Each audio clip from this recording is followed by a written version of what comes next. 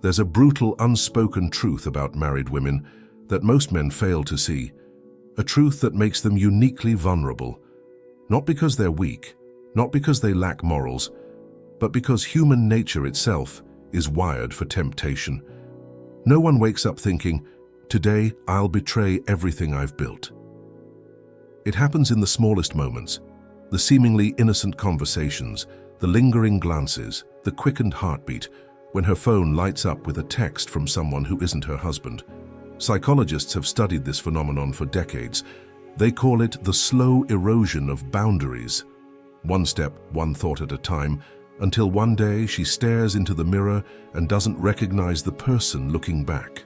So why are some married women so susceptible to outside attention? And more crucially, how do they justify it to themselves? That's exactly what we're about to expose. 1. The unspoken void. Why some married women seek external attention. The great marriages are partnerships. It can't be a great marriage without being a partnership. Helen Mirren.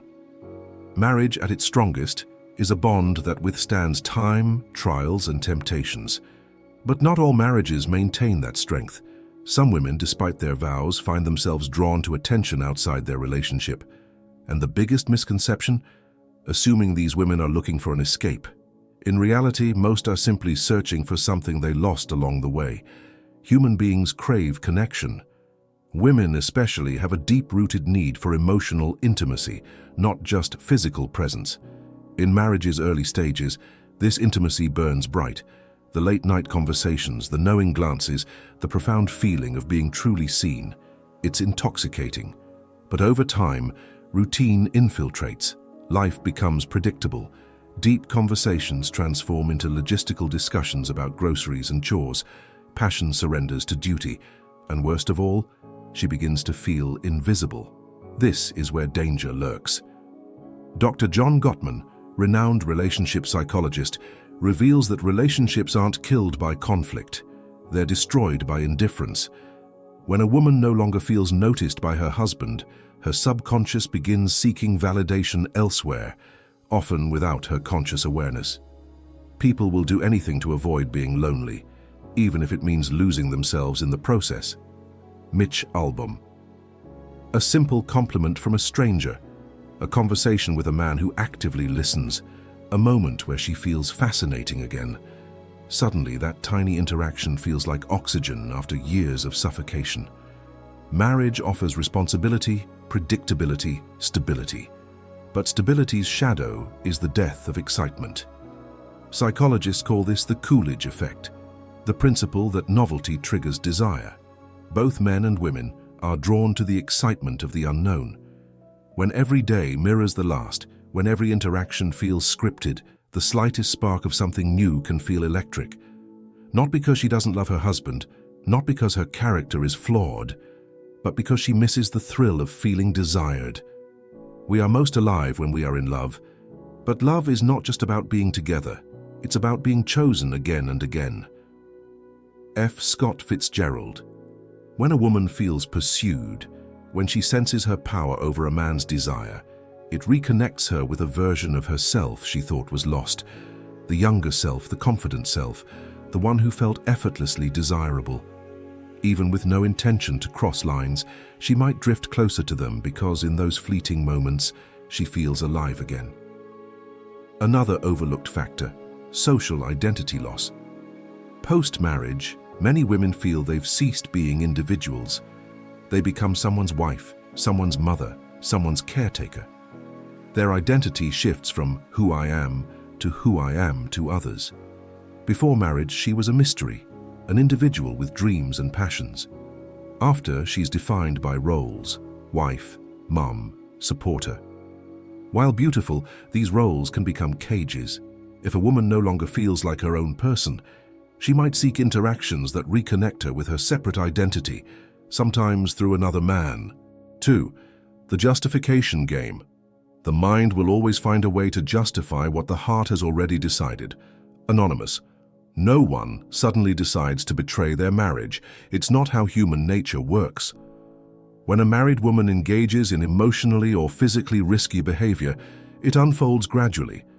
a slippery process justified in the recesses of her mind long before manifesting in reality.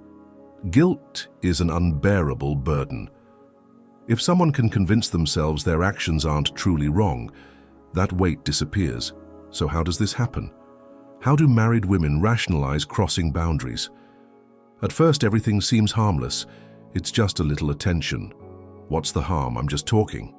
There's nothing wrong with that. It's not cheating. I'm simply enjoying the moment. The human brain excels at self-deception. When something feels good, but contradicts our moral code, the brain creates excuses to bridge that gap.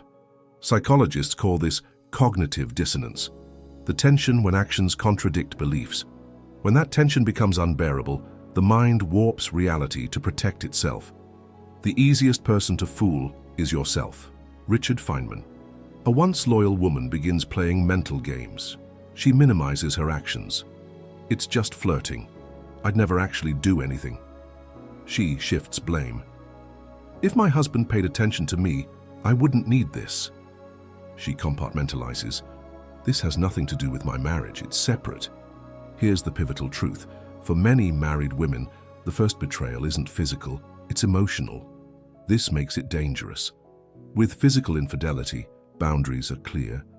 But emotional affairs, that's where lines blur.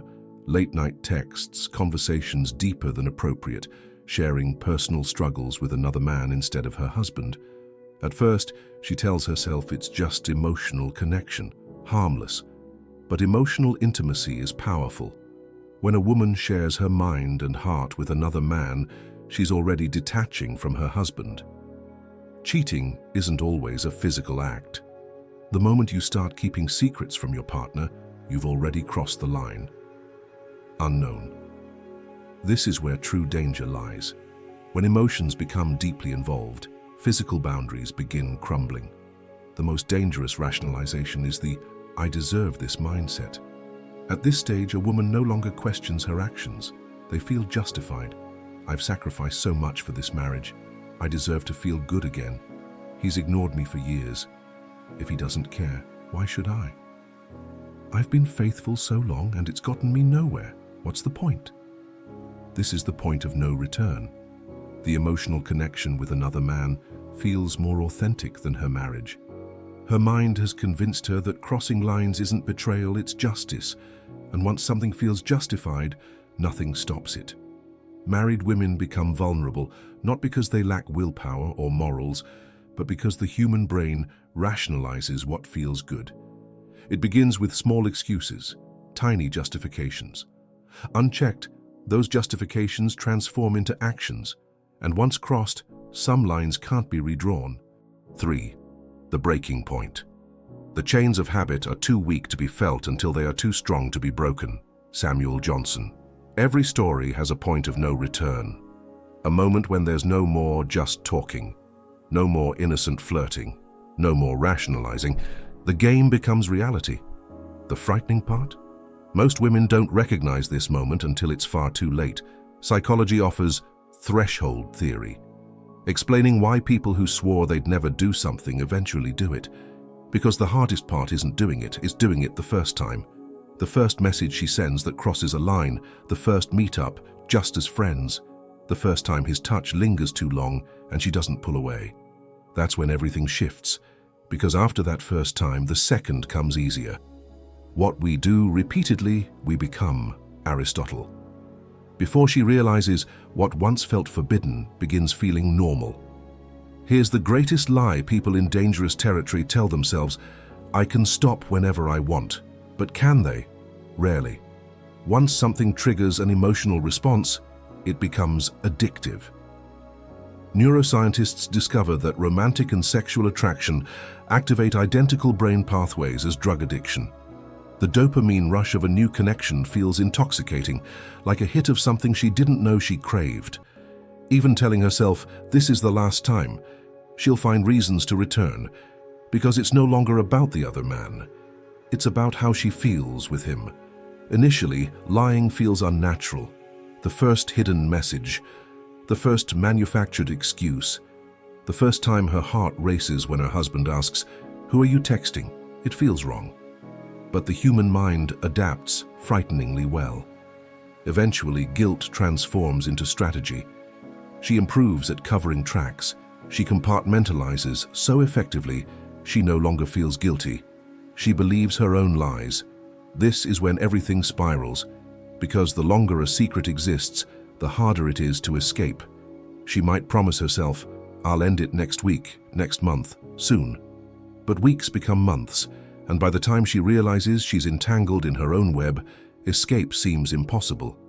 The final mental shift: she no longer sees her marriage as her primary relationship. Her husband becomes the other man. The real connection, passion, and intimacy happen elsewhere. At this stage, even without physical intimacy, her heart belongs to someone else. When that happens, only two endings remain. She gets caught, or she eventually leaves her marriage unable to sustain a double life. So why are some married women vulnerable? Not because they seek affairs, but because they're searching for feelings they've lost. Once found, walking away seems impossible, not from lack of love for their husbands, but because they've convinced themselves they'll never recapture those feelings at home. Once that belief takes root, nothing will ever be the same. If you understand this truth, you possess power. Power to see what others miss, to read between lines, to recognize silent signals before they become irreversible. With this knowledge, you'll never be blind to the game again. This is being stoic. If you found this video valuable, then hit the like button and subscribe to our channel. Share it to the person who needs to know this. See you in the next video.